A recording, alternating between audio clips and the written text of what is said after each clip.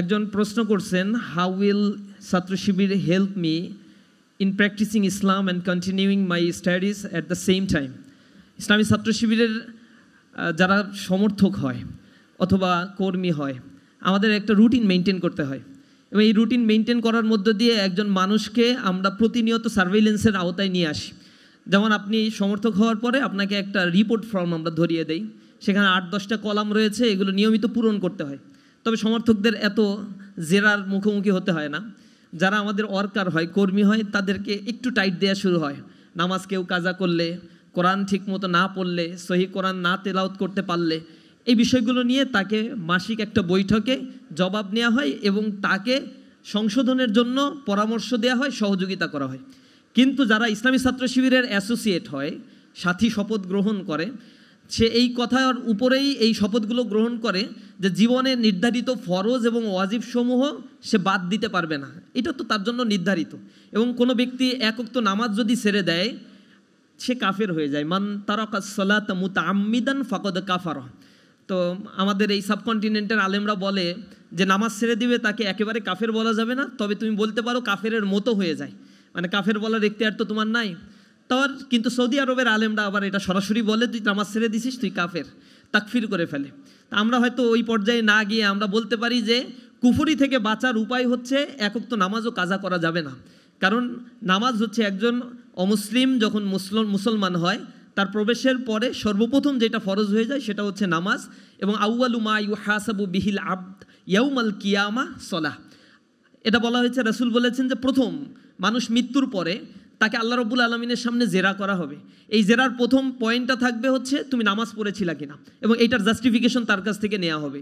সুতরাং এই যে নামাজটা as a human being, as a Muslims, আমাদের এই রেসপন্সিবিলিটি তো অনেক বেশি। আমরা 5টা ওয়াক্ত নামাজ 5 টাইমের জন্য ফরজ করা হয়েছে কেন, এর অনেক বিষয় হাকিকত আছে। আপনারা সিজদার বিজ্ঞান নামে একটা বই রয়েছে, আপনারা জিয়াউল হকের একটা বই, ডক্টর জিয়াউল হকের একটা বই যদি পড়েন তাহলে বুঝতে পারবেন যে সায়েন্টিফিক ব্যাখ্যা রয়েছে নামাজের মধ্যে। স্বাস্থ্যের উন্নয়নের জন্য এটা খুবই জরুরি এবং সকাল থেকে রাত পর্যন্ত একটা রুটিন মাফিক জীবন পরিচালনার জন্য এই নামাজটা একটা ভালো একটা আউটলাইন দাঁড় করায় বা আউটলুক দেয় আমাদেরকে। এক্ষেত্রে নামাজের অনবদ্য একটা সংস্কৃতি ইসলামে চালু করা। এবং নামাজের ব্যাপারে বলা হয়েছে কিতাবা মাউকুতা, এটা হচ্ছে একেবারে নির্ধারিত একটা ফরজ, এই সময়েই নামাজ পড়তে হবে। আপনি যদি ফজরের নামাজ সূর্য ওঠার পরে পড়েন, অথবা মনে করেন যে আজকে 5 ওয়াক্ত নামাজ সময় আছে, এখন রাতে ঈশার পরে টানা 5 ওয়াক্ত পড়লাম, আগামী 5 দিনেরটাও একসাথে জমা করে পড়ে ফেললাম, এখানে এই কাজ হবে না। যতক্ষণ পড়তে পারেন পড়েন, সব নফল হবে, কিন্তু ফরজ নামাজের শর্ত হচ্ছে নির্ধারিত সময়ে ফরজ নামাজ পড়তে হবে। এটা হচ্ছে পাংচুয়ালিটি শিখায় নামাজ আমাদের। আবার পুরুষের জন্য নামাজ হচ্ছে জামাতবদ্ধ হয়ে থাকতে হবে এক ইমামের পেছনে, এটা ডিসিপ্লিন শেখায়। এরপরে আমাদের ধনী গরিবের মধ্যে ভেদাভেদ এটা দূর করে দেয় হচ্ছে নামাজ। সামগ্রিকভাবে এই প্র্যাকটিসটা ইসলামে ফরজ করা হয়েছে এবং নামাজ যে পড়ে সে আল্লাহ রাব্বুল আলামিনের সাথে কথা বলে। মূলত এটা বলা হয়েছে আসসালাতু মিরাজুল মুমিনিন, মুমিনদের জন্য একটা মেরাজ স্বরূপ। আল্লাহর সাথে মেরাজ মানে হচ্ছে ডাইরেক্ট কনভারসেশন করা হয়। তো কিভাবে কনভারসেশন করা হয় বিভিন্ন তাফসিরের মধ্যে আসছে। যখন আপনি দাঁড়িয়ে সূরা ফাতিহা পড়তে থাকেন, তখন আপনি যখন বলেন আলহামদু, সূরা ফাতিহার শুরুর শব্দটা, তখন আল্লাহ রাব্বুল আলামিন জিজ্ঞাসা করে লিমানিল হামদু ইয়া আবদি, তুমি কার প্রশংসা করছো এ বান্দা? তখন বান্দা বলে যে লিল্লাহ, আলহামদু লিল্লাহ, আমি প্রশংসা করছি আল্লাহর। আল্লাহ আবার বলে তুমি যার প্রশংসা করছো সে আল্লাহর কোনো পরিচয় আছে? হ্যাঁ। তখন বান্দা বলে হ্যাঁ আমি জানি তার পরিচয়, তিনি হচ্ছেন রব্বুল আলামিন, সমগ্র বিশ্বজাহানের প্রতিপালক। তখন আল্লাহ রব্বুল আলামিন আবার জিজ্ঞাসা করে তোমার যে প্রতিপালক হিসেবে যাকে তুমি মানছো তার কোনো কোয়ালিটি আছে, গুণাবলী আছে, সে কিছু করার ক্ষমতা রাখে? তখন বান্দা বলতে থাকে আর রহমান আর রহিম, তিনি হচ্ছেন দয়ালু দয়াময়। রহমান শব্দটা আরবি গ্রামার সম্বন্ধে যাদের ধারণা রয়েছে, মাদ্রাসা ব্যাকগ্রাউন্ড থেকে পড়েছেন, এর একটা ডেরিভেটিভ আছে। আরবি শব্দের অনেক ডেরিভেটিভ আছে, তার মধ্যে রুট যেগুলো এগুলোকে মাদ্দা বলা হয়। এই রহমান রহিমের মাদ্দা হচ্ছে রহামিম, রেহেম থেকে আসছে। কোরআনে আল্লাহ রাব্বুল আলামিন এই রেহেমের কথা বলেছেন আল্লাযী তাসাআলুনা বিহি ওয়াল আরহাম, ওই হচ্ছে তোমরা যেই রেহেমের উদাহরণ দিয়ে পরস্পরকে পরিচয় দিয়ে থাকো, যে ও আমার ভাই, ও আমার বোন, ও আমার খালা, আমার মামা। এই পরিচয় আমি কেন দেই?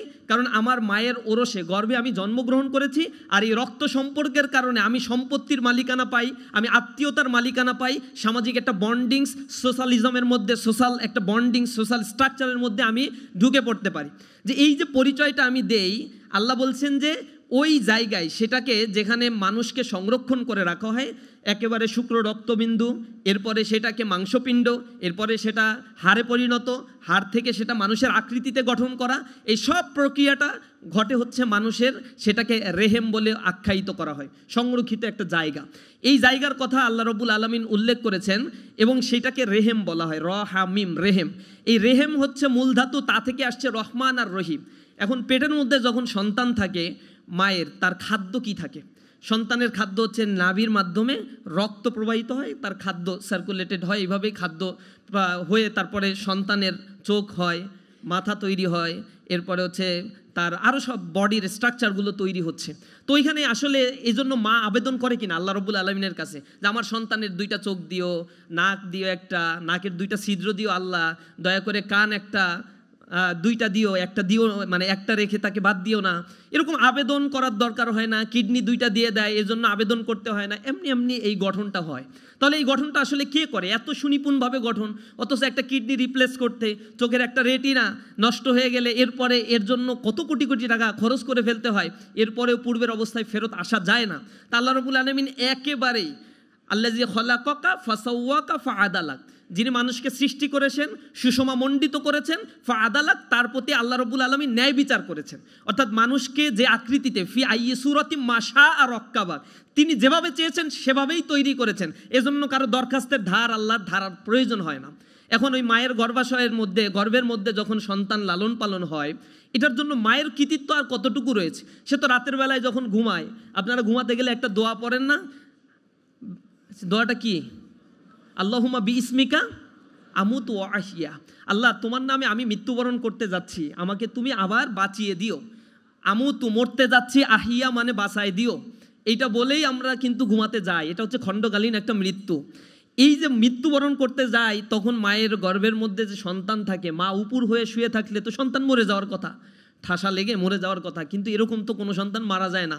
তাহলে তার রক্ষণাবেক্ষণের জন্য আল্লাহ রাব্বুল আলামিন ফেরেশতা নাজিল করেন, হাদিসের মধ্যে আসছে 70-এর অধিক ফেরেশতা আল্লাহ রাব্বুল আলামিন দিয়ে তাকে রক্ষণাবেক্ষণ করে থাকেন। তো ওই গর্ভের মধ্যে তার খাদ্য, তার রক্ষণাবেক্ষণের দায়িত্ব যে আল্লাহ রাব্বুল আলামিন যেভাবে গ্রহণ করে, কোনো ব্যক্তি আল্লাহ রাব্বুল আলামিনকে যদি রব হিসেবে গ্রহণ করে নেয়, তাকে যদি রহমান রহিম হিসেবে গ্রহণ করে নেয়, আল্লাহ দুনিয়াতেও তাকে ওইভাবে রিজিকের ব্যবস্থা করেন যেমনি মায়ের পেটের মধ্যে ওই সন্তানকে আল্লাহ রাব্বুল আলামিন নিরাপত্তা এবং রিজিক দান করে থাকে। এই জন্য রবের পরিচয় হচ্ছে রহমান আর রহিম। এটা আরবি পড়লে এই শব্দগুলো যখন কোরআনে তেলাওয়াত করবেন নামাজের মধ্যে, তখন দেখবেন খুব প্রশান্তি মনে হয়। এই যে নামাজের মধ্যে আমি যখন এগুলো পড়ছি, আল্লাহ আমাকে কোশ্চেন করছে, আমি কোশ্চেনের আনসার দিচ্ছি, এমন একটা সুনিপুণ একটা বন্ধুত্ব আল্লাহ রাব্বুল আলামিনের সাথে হচ্ছে। এবং নামাজের মাধ্যমে বান্দা আল্লাহর কাছে সিজদায় গিয়ে বাংলায় চান, আরবিতে চান, হিন্দিতে চান, যা ইচ্ছা চান, সমস্যা নাই। নামাজে সিজদার মধ্যেই চাইতে হবে। নামাজ সালাত বলা হয়, এটা দোয়া। নামাজের পরে আবার উপচে পড়ে দোয়া পড়ার দরকার নাই, হাত তুলে দোয়া পড়ার দরকার হয় না। রাসূল এটা করতেন না। নামাজের পরে তিনি তাসবিহ তাহলিল পড়তেন, আর যা বলার সিজদার মধ্যে গিয়ে তাসবিহ তাহলিল পড়ার পরে এরপরে যা ইচ্ছা তাই বলতেন। নামাজের ভিতর থেকে আল্লাহ রাব্বুল আলামিন সব আদায় করে নিতেন, আল্লাহর কাছে বান্দার হকগুলো সব আদায় করে নিতেন। এগুলো আমরা আসলে বুঝি না, নামাজের শব্দের অর্থ পার্টিকেলগুলো আমরা জানি না, এগুলো বুঝতে পারি না। তো ইসলামী ছাত্র শিবির কী করে? এই নামাজের প্রতি লায়াবল করে তোলে একজন স্টুডেন্টকে এবং বলে যে তোমার আত্মার প্রশান্তির জন্য এটা প্রয়োজন। আমি বিভিন্ন দেশে গিয়েছি, চায়নায় গিয়ে আমি দেখেছি সেখানে বিলিয়ন বিলিয়ন ডলারের মেডিটেশন সেন্টার আছে, মানুষের অনেক টাকা আছে, চোখ ধাঁধালো ডেভেলপমেন্ট আছে, কিন্তু মানুষ সুইসাইড করে, পৃথিবীতে বাঁচতে চায় না। জার্মানিতে সুইসাইড করার জন্য সুইসাইড স্কোয়াড আছে আলাদা, এখানে গিয়ে তারা ইচ্ছা মতো সুইসাইড করতে পারে, মৃত্যুকে আলিঙ্গন করে নেয়। চোখ ধাঁধানো ইউরোপের জৌলুসতা তাদের ভালো লাগছে না। এর মূল কারণটা হচ্ছে আসলে তাদের আত্মার যে খোরাকটা, খাদ্যটা, এটা থেকে তারা বঞ্চিত হয়ে বস্তুবাদী একটা সংস্কৃতি তাদেরকে জৈবিক চাহিদা পূরণের জন্য কিছু উপাদান দেয়, কিন্তু আত্মার পরিশুদ্ধতা এবং প্রশান্তি তাদেরকে দান করতে পারে না, যার ফলে তারা পৃথিবীতে আর সাস্টেন করতে চায় না, বেঁচে থাকতে চায় না। এজন্য ইসলামী ছাত্র শিবির এই জিনিসটাকে ইম্পাসাইজ দেয়। এটা দেওয়ার কারণে ইসলামী ছাত্র শিবিরের কাউকে কোয়ান্টাম মেথডে গিয়া মেডিটেশন নিতে হয় না।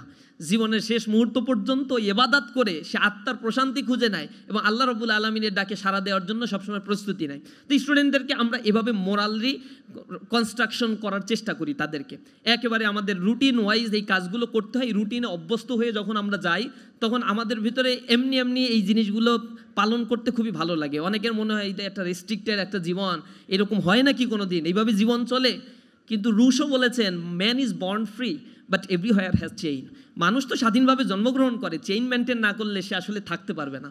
আপনি উশৃঙ্খল জীবনযাপন করেন, জীবনে অনেক কিছু হারাবেন। একটা পর্যায়ে আলসার হবে, এবার গ্যাস্ট্রিকের রোগ হবে, পেট পচা যত রোগ হয় মানুষের, কিডনি নষ্ট হয়ে যায়, এরপরে আবার ডায়াবেটিক্স হয়ে যায়, তখন আবার রুটিন মানে, তখন বাধ্য হয় রুটিন মানতে। এর আগ পর্যন্ত উশৃঙ্খল জীবন, আরে লাইফে এনজয় না করলে আর কি হয়। কিন্তু একটা পর্যায়ে গিয়ে যখন ডায়াবেটিক্স 30-40 বছরে ধরে পড়ে, তখন আবার রুটিন মাফিক চলতে থাকে। এই হচ্ছে আমাদের মানে স্বাধীনতা, এটা হচ্ছে আমার নিজস্ব জীবনের স্বাধীনতা ভোগ করার কুফল। সুতরাং জীবনে ডিসিপ্লিন মেনটেন করলে এটাই আপনি রুটিন হিসেবে মেনটেন করতে পারবেন। তো ইসলামী ছাত্র শিবির এই রুটিনের মধ্যে একটা বড় কাজ যেটাকে আমরা আইডেন্টিফাই করি, সেটা হচ্ছে এডুকেশনকে। এবং স্টাডি কতক্ষণ একটা স্কুলের ছাত্র করবে, ইন্টারমিডিয়েটের একটা ছাত্র করবে, এবং অনার্সের স্টুডেন্ট করবে।